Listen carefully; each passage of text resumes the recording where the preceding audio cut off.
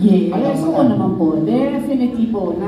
Banggit ko po kanina, no, parang nahanap ko na po yung aking peace. Talagang nasara ko na po yung chapter na yun ng aking buhay. Lagpas-lagpas pa po kumbaga sa pag-move on, yung gano'n. So, masayang-masaya po. Definitely masaya po kung nasaan ako ngayon sa buhay ko po. I'm happy where I am.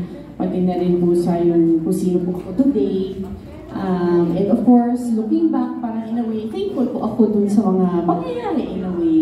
Nangyari naman po ang lahat ng yun for a reason. So, definitely moved on. Sobrang happy po kung nasaan ako ngayon at kung sino po ako today. So, yes, definitely po. Moved on na po at close na po yung chapter na yun. Marami na pong mga nangyari po after. Kasi di ba yung mga mukhang wala ka namang bagong love life, di ba? Parang hindi naman po kailangan. Tsaka parang hindi naman po sa hindi maganda, pero parang hindi naman po kailangan na yung ganun na sa ganung paraan or ganung way na makapag-move on, no? Yung parang papalitan or what. Kasi hindi ka talaga tunay na makakapag-move on kung ganun lang, kung papalitan nyo lang po or i-replace nyo lang po.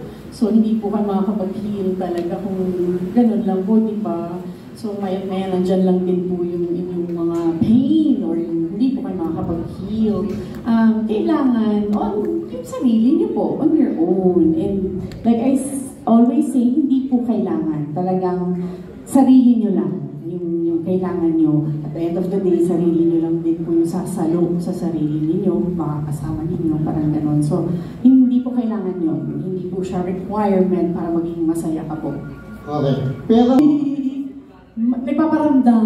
Meron. Yes, meron po. Nagpapapansin, nagpaparamdam. Meron din po kahit pa paano. Taga-showbiz o nilnan? Parang hindi po sila mga showbiz. Wala po. Wala pong taga-showbiz po. Thank you. And dun sa previous management mo, para lang maging malinaw, siyempre, okay. So, can you tell us? No problem. Si Popoy Caritativo po yung aking previous manager, no? Si Balita ko sa Luminary Talent Management po. So, kahit pa paano, mga more or less 2 years din po ako noon under Luminary Talent Management. Of course, no bad blood po yan. Maayos naman po akong nagpaalam kay Popoy. Of course, pumayag naman po siya. Hindi naman po niya ako talagang pinigilan or anything. Wala naman pong away or misunderstanding or anything. So I'm very grateful, of course, na yung kumbaga, kung may maayos po yung aking pag-exit, yung pagpapaalam po sa kanya. And of course, I'll always be grateful naman sa lahat po ng trabaho, lahat ng sacrifices, lahat ng efforts, all the hard work na binigay po ni Popoy at naitulong po niya sa akin. Lagi naman po, aware naman po kami pareho ni Popoy na kumbaga, kahit sa labas mo ng trabaho, Popoy yan si Popoy yan. So parang hindi lang po trabaho, kumbaga maganda na po yung aming relationship.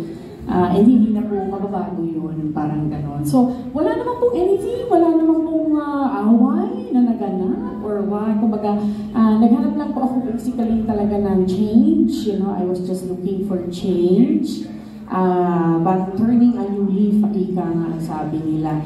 Parang naramdaman ko po na parang marami po kong gustong gawin. May mga gusto pa akong subukan, parang ganon. So, parang naramdaman ko po na sa ibang management ko po magagawa yun. So, buti na lang ipaubayan naman po si Popoy and of course, maayos naman din po sila nag-usap ni Direct Mind.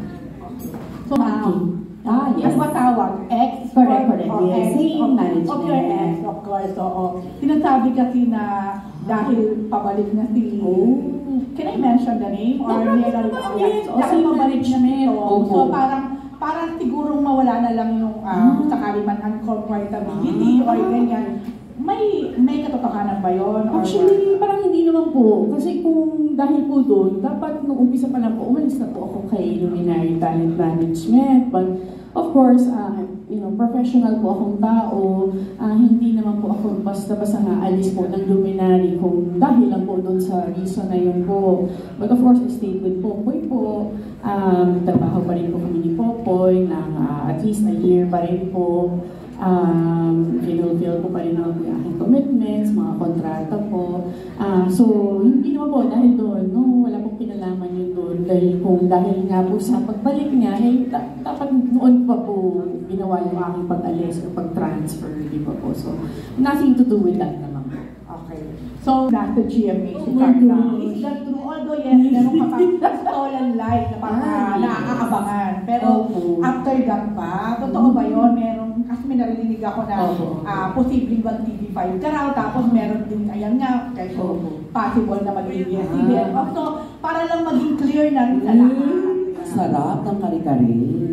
Ang sarap ng kape, mainit kape.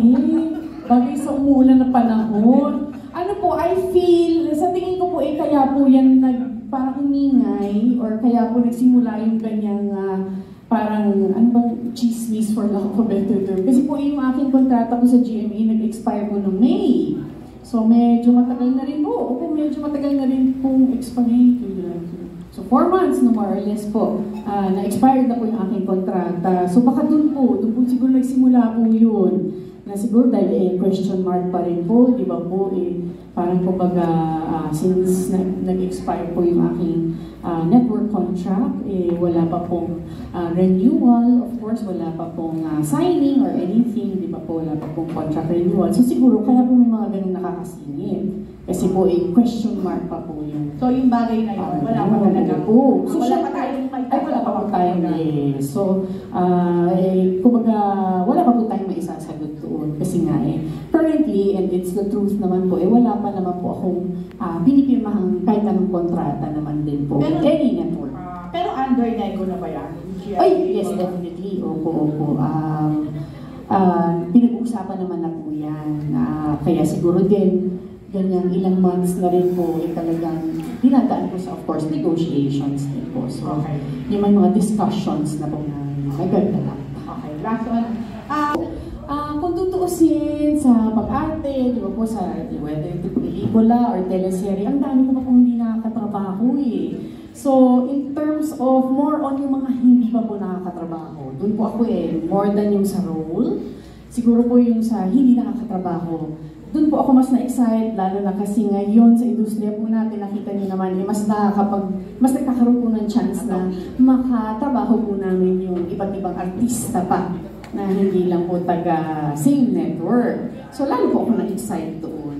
Yun po yung medyo, sana, yung parang part po ng aking wish list or bucket list na magkaroon po ako ng chance or opportunity na makatrabaho sila. Hindi lang po sa pelikula.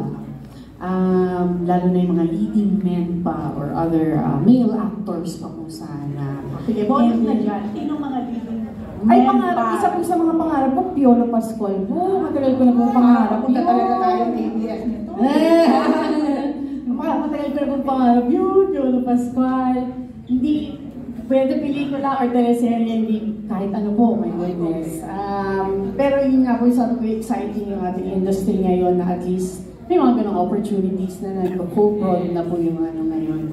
Mga producers, mga networks ngayon. So ano pa ba? Of course, yung social media, excited ako.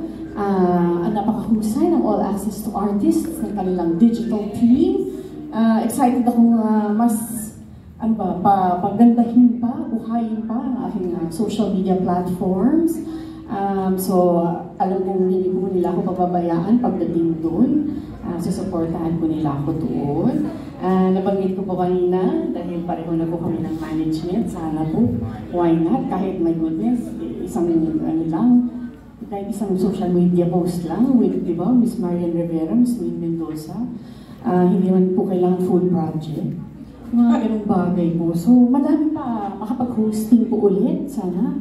Makapag-host po ulit na whether variety show or beauty pageant po ulit, mga ganun. At parang pa iba, of course, tuloy ko pa po yung aking teleserye, yung aking pag-arte po sa mga drama, or makapag-try pa po ng ibang genre, mga ganun. Last na, bonus na lang, kasi kanina sabi mo yung parang, di naman po, kasi ang trauma naman, wala naman po pinipili, my goodness. Parang hindi naman po showbiz lang, or non-showbiz, kahit sino naman po. Kumbaga all babae, lalaki, matanda, bata, showbiz, non-showbiz. You know, madali naman po tayong masaktan or saktan ng kahit sino naman po eh. Hindi din naman natin pwedeng basta-bastang i-generalize lang din, di ba? Na dahil nga eh nangyari siya sa industry or saying nga kayo ng industry, doon mo na lang, itatatak mo na lang na talagang showbiz lahat din yan, di ba? So, hindi mo dapat isara yung pag-iisip lang sa ganon or hindi mo dapat i-generalize naman din ng ganon. So, it doesn't apply to all, parang ganon. So, dapat open lang yung iyong mind and hindi naman lahat, kumbaga parang ganon po. So, yeah, hindi naman po nagmamatter. Fairness naman.